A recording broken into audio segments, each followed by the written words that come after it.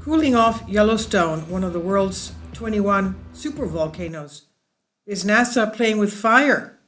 They want to decrease the heat to mitigate a super eruption. Now, is that feasible? How much can they do so? And will it be possible? And should they do it? A recent bout of earthquakes sparking fears. This supervolcano could erupt, meaning they're talking about a super eruption in this theory. A NASA scientist revealed the space agency's risky plan. They want to prevent the Yellowstone supervolcano from erupting. Brian Wilcox shared a report on the natural hazard that was previously unseen outside the space agency. A former member of NASA Advisory Council on Planetary Defense spoke of the devastation that could be wrought on by a super eruption from Yellowstone. He revealed that the methods the agency is considering to prevent one could also cause the volcano to go off by accident, of course, because they don't know what they're doing down there. They can't see. Now, one of the risky plans includes drilling to the bottom of the volcano using a high-pressure water to release heat from the magma chamber. He told BBC, "I was a member of the NASA Advisory Council on Planetary Defense, which studied ways for NASA to defend the planet from asteroids and comets." Okay, well, all those asteroids and comets are way out there, and they have nothing to do with, our Earth. And when you get them, assuming that they're far off, hopefully you could save Earth from impact. But this thing is on the Earth, so this is totally different than doing things out in space. He says, "I came to the conclusion during the study that the supervolcano threat is substantially greater than an asteroid or a comet threat impacting our Earth."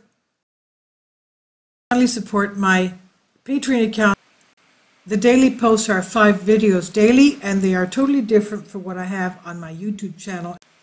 Thank you so much for your support and that you find all my content so interesting. You'll find the Patreon account details in the description box below.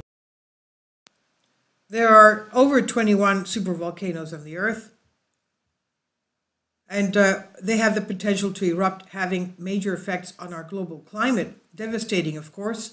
The last one was 27,500 years ago in the North Island of New Zealand, the Taupo volcano, and that created almost an extinction level event. Anthropologists say that only 2,000 couples worldwide were left after that one. And it's overdue. Every 10,000 years or so, we have a super eruption of a supervolcano. Now, major blasts here occurring on every 100,000 years, with the last one coming 26,500 years ago in New Zealand. One of the plans to deal with Yellowstone volcano involves shooting water into a magma chamber beneath the Earth in Wyoming. So what would be the effect of shooting the water into the magma chamber? I mean, this has never been done before, and what can you say? Now, the volcano currently leaks about 60 to 70% of its heat into the atmosphere through water that seeps beneath the surface through cracks in the ground. Now, volcanoes do a job on the Earth. If it wasn't for them, we would be a frozen planet. One of the things they do is that they recycle and they filter water. Another thing they do is they emit carbon dioxide, tons of it every day, 45,000 tons just on a normal day from Yellowstone alone on a daily basis. We have La Palma, which is erupting now. It's giving off about 11,000 tons of carbon dioxide, and the geologists say that unless it goes down to 1,000 a day, it means that the eruption is still going to be ongoing. So they also give out the carbon dioxide to keep our atmosphere warmer. They recycle the water, and they also give us heat.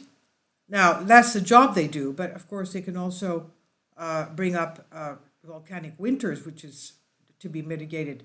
So the space agency considered trying to artificially cool down Yellowstone supervolcano by 35% to make it no longer a threat for a supervolcano eruption. NASA said had considered drilling up to 10 kilometers down, it's about 6 miles down, into the supervolcano to pump down water at high pressure. And we know that certain areas in the caldera, the roof of the magma chamber is only 3 miles down. The thing is, though, a supervolcano is not like a regular volcano. It acts in totally different ways.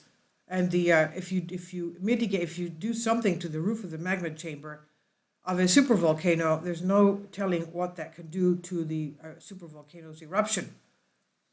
So they want to drill up to 10 miles down, 10 kilometers down, that's 6 miles down, to pump down water in high pressure. The circulating water would then return at a temperature of about 350 degrees Celsius and slowly extract heat from the magma under the national park in Yellowstone. And despite the fact that the mission would cost over $3.5 billion, NASA considers it the most viable solution. There are fears mounting supervolcano could, if it erupts with a super eruption, do away with 90 million people after the eruption and being struck by over 400 quakes in a week. We have that much. We have about, we had 390 quakes in the past month in the park area alone. Now, the volcano in Yellowstone has just recorded a number of tremors for a single week in the last 5 years. And beneath the land in America's west lies one of the world's largest, most dangerous supervolcanoes, Yellowstone. We also have the California supervolcano, Long Valley Caldera supervolcano, which is inflating. And we have seismic activity in Mena, Nevada, which is basically in the area of Long Valley, which is pretty active there. Yes, Long Valley is dangerous, it's inflating. Now, the bout of seismic activity in Yellowstone prompted fears that the lava-filled area. Michio Kaku, the professor from New York, says that this is a sleeping Godzilla under Yellowstone. In other words, it's frightening what could happen if something starts being active. Now, the lava-filled beast could be about to erupt, he says. If it were to erupt, the blast would be 1,000 times more powerful than the 1980 eruption that took place on Mount St. Helens volcano in Washington. Scientists from University of Utah are responsible for monitoring Yellowstone, and they said the biggest quake was 4.5 a couple of years back. Now, the volcano, Boffin said, the epicenter of the shock located in Yellowstone National Park, 8 miles northwest of the town of West Yellowstone, Montana. The earthquake was reportedly felt in the towns of West Yellowstone and Gardiner, Montana, in Yellowstone National Park, and elsewhere in the surrounding region. Now, the 4.5 magnitude quake is the largest to hit the supervolcano since a 4.8 quake struck in March of 2014. So this sleeping giant Godzilla has laid dormant for about 640,000 years since that supereruption, but scientists have said they cannot rule out the possibility that one day it could, of course, awaken. Scientists noted that the energetic sequence of earthquakes, including approximately 30 earthquakes of magnitude 2 and larger, and 4 earthquakes of magnitude 3 and larger, including the magnitude of 4.5 recently. And they added this is the highest number of earthquakes at Yellowstone within a single week in 5 years, but it's fewer than weekly counts during similar earthquake swarms in 2002, 2004, 2008, and 2010, etc. So if it were to blow, Boffins believe the entire planet would be affected by this blast, considering it could give us a super eruption in that instance, in that case. The scientists have said the chances of a super eruption are slim, but if it did happen, the blast would impact the whole Earth. The statement from University of Utah read, Yellowstone has not erupted for 70,000 years. That was a lava eruption, and we know from past articles, since that 70,000-year eruption of lava, we've had 80 eruptions since then. It's basically every 6,000 years or so. So it's going to take some impressive earthquakes and ground uplifting to get things started, they said. And besides intense earthquake swarms, we expect rapid and notable uplift around the caldera. Finally, rising magma will cause explosions from the boiling temperature geothermal reservoirs. Even with explosions, earthquakes, and notable ground uplift, the most likely volcanic eruptions would be the type that would have minimal effect outside the park itself. This is by Guy Birchall, Sun UK, on Bended Reality. Please leave your comments, and thank you so much for your support.